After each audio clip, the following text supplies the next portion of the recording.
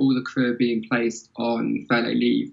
So EasyJet have teamed up with the NHS because of the experience, the skills that we have as cabin crew to volunteer at the NHS Nightingale Hospital. I used to work for the NHS before EasyJet, so I've done a short stint there. I like the organisation. I kind of have a rough understanding of how it works.